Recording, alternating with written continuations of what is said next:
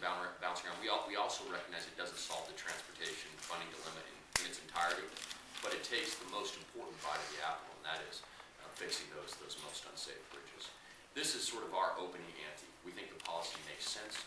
It'll get money into the economy, fix bridges ASAP. But whatever the strategy is that's applied, this is an issue we should settle early in this legislation. January shouldn't turn to February, shouldn't turn into the end of the session before we come to terms in a bipartisan way on transportation. And that's important. We really want to, and we've signaled this in private meetings with the leadership and the governor, we want to get this done early in the session. We had really hoped to make this bill right up front, a bipartisan bill right up front. We're not that far along yet, but we are committed to a bipartisan solution to this. And, still early in the session. The faster we can get this done, the earlier we can get this done, the quicker we can get to work on Colorado's roads and bridges. If we delay it and it gets caught up in the wrangling of the session, that only delays how long before we go to work.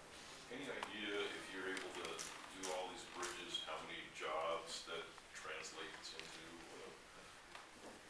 Thousands. I mean, I think the Contractors Association, I know, has a metric for every dollar of new investment, it generates X number of jobs. I don't have it, but it's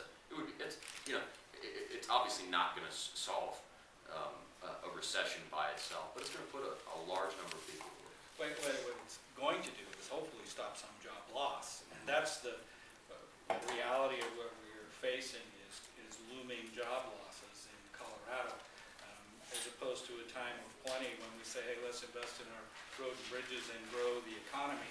What we're trying to stave off as much as possible is a shrinking economy and a shrinking job base.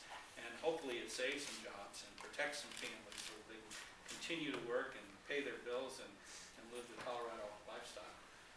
Can one of you... I know the courts are ruled that COPs don't require a vote of the people, but it's still an obligation on the state. Aren't you afraid that you're putting the state in long-term debt?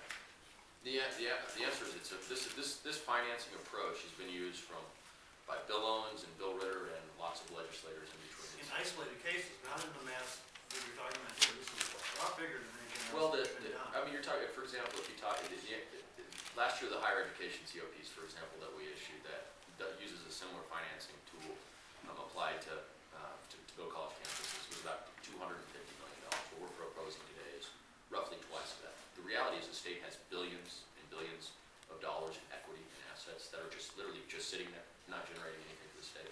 We think it makes sense to leverage those.